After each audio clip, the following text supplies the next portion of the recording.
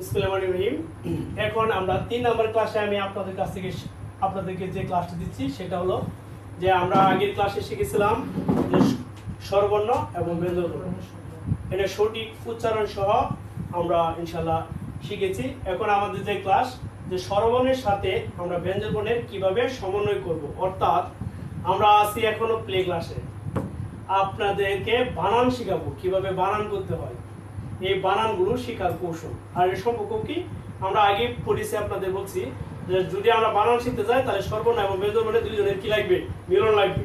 তাহলে স্বরবর্ণের সাথে ব্যঞ্জনবর্ণের সমন্বয়, তাহলে স্বরবর্ণ কি হিসাবে বসে, কার হিসাবে বসে, কি হিসাবে বসে কার, আর ব্যঞ্জনবর্ণ ফলা। ব্যঞ্জনবর্ণ কি ফলা, এটা হচ্ছে কার, সরায়তা কার, রস্বইতে ঋষিকার, দীর্ঘিতে দীর্ঘিকার। আমরা বলছিলাম না, সেম ব্যবহারটা এখানে আমরা করব। যেমন বাবা বয়গার বা বয়গার বা বাবা, এরকম যার স্বরবর্ণ কি হিসাবে বসে, কার হিসাবে বসে, আর ব্যঞ্জনবর্ণ ফলা হিসাবে বসে। তাহলে আমরা এবার দেখি যে কার সাথে সম্পর্কটা, স্বরবর্ণের সাথে ব্যঞ্জনবর্ণের সমন্বয় বা সম্পর্ক। তাহলে হচ্ছে স্বরবর্ণ, আর এখানে আমরা দিব ব্যঞ্জন বর্ণ। তাহলে এখানে দেখেন স্বরবর্ণে কি অ, এটা কি ইয়, এটা হলো কি আ, এটা কি হলো ইয়া, আর এটা হলো ও, আর হচ্ছে ইউ, আর এটা হলো উ, এটা হলো আমার ইউ, আর এটা হলো উ, আর এটা হলো ই। সেম। এখন দেখেন ব্যঞ্জনবর্ণ হলো কি গ, ঘর সাথে সম্পর্ক। এটা আমার কি ঘ না, গিউ মানে কি গ, গিউকের সাথে সম্পর্ক। এখন এইদিকে তাকান, আমি আপনাদেরকে বলছিলাম রুলস লিখে দিয়েছিলাম, এনবিদা নোট লিখে দিয়েছিলাম, নোটবুক লিখে দিয়েছিলাম না, ফলো মি প্লিজ। এই নোটবুকে লিখেছিলাম স্বরবর্ণের সাথে ব্যঞ্জনবর্ণের সমন্বয় করে নিয়ম কি, খাড়া অক্ষরের বামে আর উল্টো অক্ষরের উপরে সর্বদাই কি যোগ করব, ব্যঞ্জনবর্ণ যোগ করব। ঠিক আছে প্লিজ। এখন দেখেন এটা কি বর্ণ দেন তো, এটা অ নাকি খাড়া না, তাহলে এখানে গিভ করলাম, খাড়া অক্ষরের বামে এই যে ঘ, উচ্চারণটা কি হবে গ, গর সাথেও হলে কি আসে, গই আসে, গ। ঠিক আছে, এটা কি হবে ইয়, তাহলে এটা কি দুই টান দিলে কি হবে স্যার, দুই টান দিলে কি হবে ইয়, ইয়। তাহলে এখানে হবে গিয়, কি হবে ঘি ও। গিয় কিভাবে আসছে বলেন তো, গিয় কিভাবে আসছে, রস্বইতে ঋষিকার, রস্বইতে কি কার, ঋষিকার, তাহলে সে গ গিয়। এখানে আছে কি আ, তাহলে এখানে গ আসবে, তাহলে গয়কার আ, এটা কি হবে ইয়া, তাহলে এখানে হবে কি গিয়া, এই যে ঘি, তারপরে আছে কি আ, গিয়া, এটা আছে কি গা গিয়া। এখন এটা দেখেন এটা কি, এটা কি উল্টো অক্ষর, উল্টো অক্ষরের উপরে গ বসবে না, এই দেখেন উপরে, তাহলে সে কি গয়ুকার গু হলো, তাহলে এটা কি হবো ইউ, এটা উপরে, তাহলে সে গিউ, গয়েশের গিউ, গিউ। ক্লিয়ার হতেছে? এখানে দেখেন এখানে কি উ, তাহলে গয়ুকার গু, উতে উকার না গু, এটা কি হবে ইউ, তাহলে গ উপরে যাবে, তাহলে কি হবে গিউ, এই যে গিউ। এটা কি গু, এই উচ্চারণটা কি করবেন গু, আবার তো গয় দুগার গু, এভাবে শিখেন গু। এটা কি উল্টো অক্ষর না খারাপ অক্ষর, খারাপ অক্ষর, খারাপ অক্ষরের বামে গয় ঋষিকার ভি। এবার আসেন আমরা উচ্চারণ করি, দেখেন তাহলে সে কি ঘ গিয়, ঘা গিয়া, গু গিউ, গু গিউ, গু গি। সেম। এখন যদি আমরা স দেয়া করি, স মানে কি দন্তাস, ঠিক না, এটা স, তাহলে এটা কি হবে স, এই যে স, স। এটা কি হবে শিয়, কি হবে এই যে শি, তারপরে হচ্ছে অ, শিয়। এটা কি হবে সা, দন্ত সহায়িকার সা, কি হবে সা, দন্ত সহায়িকার সা। এটা কি হবে ইয়া, তাহলে কি হবে শিয়া, খাড়া অক্ষরের বামে, তাহলে হবে কি শিয়া, শিয়া। খুব সোজা, অনেক সিম্পল কোরিয়ান ভাষা, শিয়া।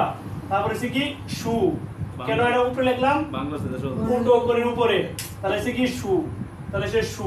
এখানে যদি আমরা লিখলাম ইউ, তাহলে কি হবো শিউ, এই যে দিনটা শুনে শিউ, তার হচ্ছে উ, শিউ। ক্লিয়ার? ইউ উল্টো অক্ষরের উপরে, তারপরে এখানে কি হবে, এখানে হবে সু, উতে উকার না, এই যে সু। তারপরে এখানে কি হবে ইউ, তাহলে শিউ, এই যে শি, তারপরে হচ্ছে উ, শিউ।